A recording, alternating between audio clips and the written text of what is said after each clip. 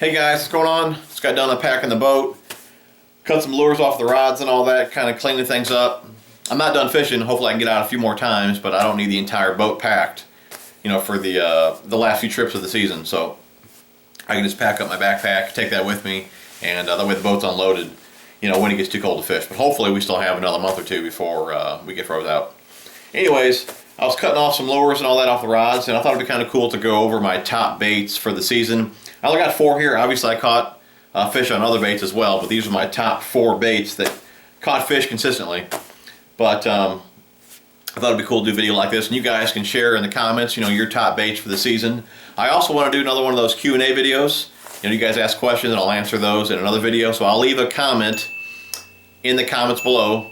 I'll put questions here or something like that. Reply to my comment and I'll answer those comments in the next video. If you have a comment about this video, just leave it, you know, somewhere else. Don't make a comment to my comments here, if that wasn't too confusing. So anyways, but yeah, let's get into this real fast. And if you guys follow me on Instagram or Facebook, Twitter, I usually post a lot of fishing pictures of all the fish I catch and all that. And of course I name the baits, you know, that I caught the fish on.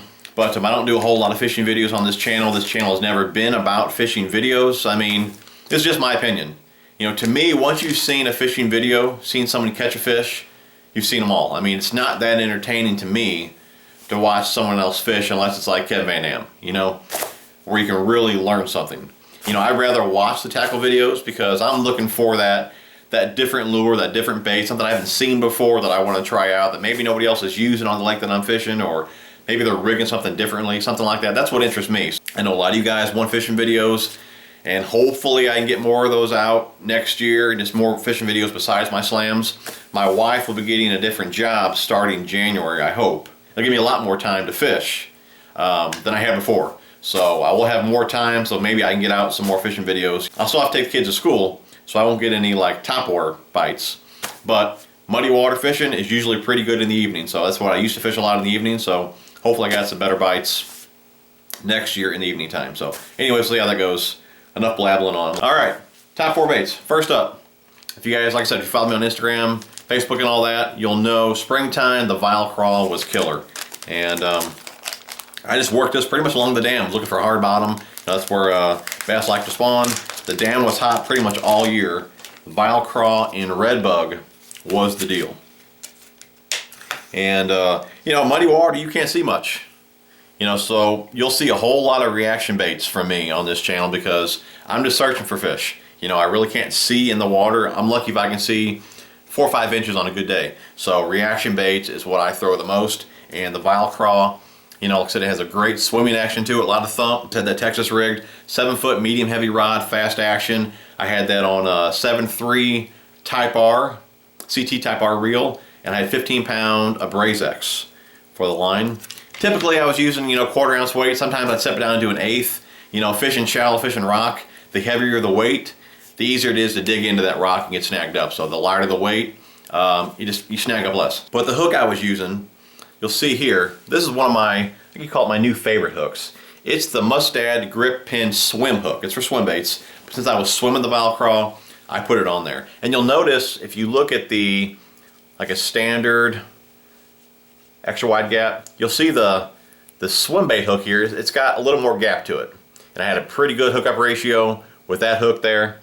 So anytime I'm using a swim bait or I'm swimming a crawl, something like that, I like this grip pin swim hook. You'll see it's got a vertical eye to it as well, versus the, you guys can see those. Let's get that to show up there. And of course it's got the little, I think it's like a PVC or something like that, little grip pin on there. Holds the plastic up really well. So that's the hook I was using for the Vile Crawl. 4-aught, it's a pretty good all-around hook too. If you get a 3 and 4-aught hook, whether you're fishing worms or whatever, you know, if you get a round bend offset, all that, or if you like the EWGs, 3 and 4-aught is pretty much my go-tos. You know, you can use that for a whole lot of baits. Okay, from there, we're gonna move on to a spinnerbait. A spinnerbait is always a fish catcher for me. Not this particular one. This one here is the Picasso. This is the ones I just started using about a month or 2 ago. Really like these spinnerbaits. I got a couple of videos on these as well, which I'll put down in the description. But prior to these, I was using the Booyah, and I was using the Mega Strike Both of those are great spinnerbaits. Like I said, this is definitely my new favorite. Not this one, like I said in particular here. This one here is a stainless. I like the, I think I got them all put away right now. I like the lighter wire ones, the Inviswire that's got the loop up top there. I'm sure you guys have seen those in other videos, but the Picasso ones are the ones I'm using now. But spinnerbait, like I said, was definitely number 2. Again, I worked that around rock, laydowns, grass, and all that. It's a great bait.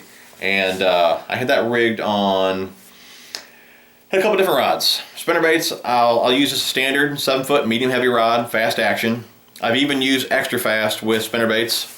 Recently I've been using the Akuma 6.9. It's a medium heavy, moderate fast. It's got a little slower action to it. Then I was using fluorocarbon, and I like a 5.4 or 6.3 reel. But with the faster actions, I prefer mono, and with that softer action, I prefer the fluorocarbon. But I'm really liking that 6.9 Akuma TCS, so that's going to be my go-to spinnerbait rod from now on. So I'll probably stick with the fluorocarbon. I like that line's got a little bit less stretch because the rod's softer. So like I said, when I was using that faster action rod, I like the mono because they had a little more stretch to it. But hookup ratio was great with that rod, having a little softer action to it. But spinnerbait's number 2. And I'm sure you guys can guess the last 2 baits. Square bills. And the Bomber Square, guys, the Bomber Square A, this bait right here, man, $3, $4, you can't beat it. I mean, I got a bunch of, you know, 10, 12, $15 square bills. I like to try them out just to see if there's something that's really, really good. But, you know, it seems like I always go back to the little Bomber Square A. A few little modifications I do to it. It comes with a round split ring there on the front. I like the oval. If you guys can see that, maybe. I like the oval split ring. I got a video on those as well, oval versus the round. Check that video out. But that's the first thing I do to it.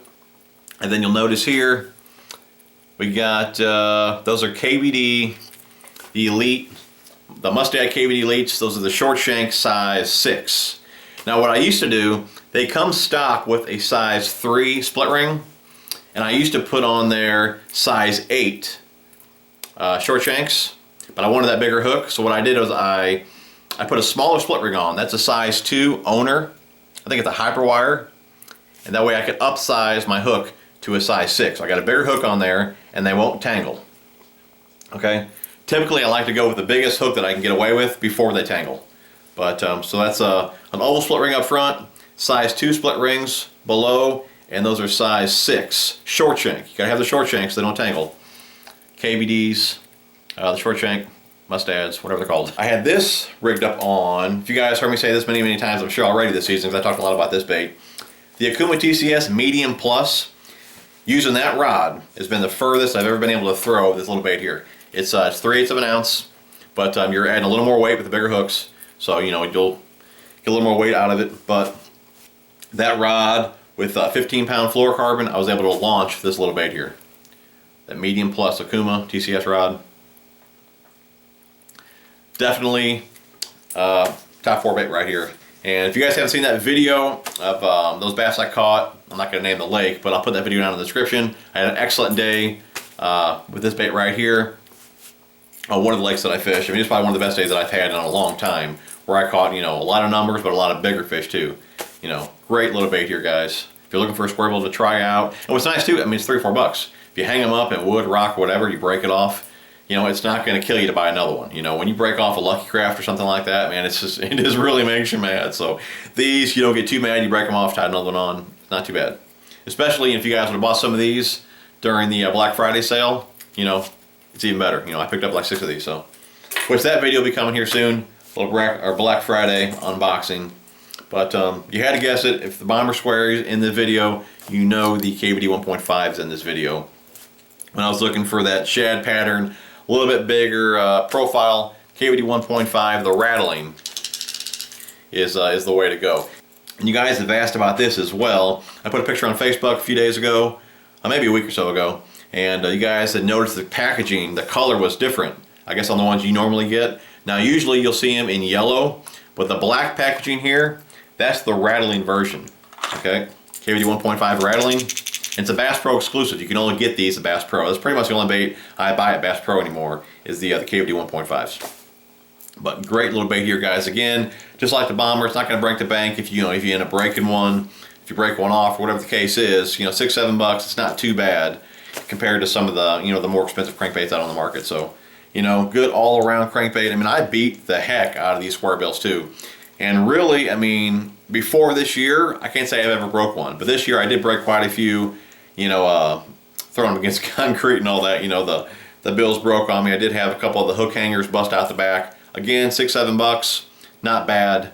And this bait just flat out catches fish too. So KVD 1.5, and it comes with an oval split ring, which is great.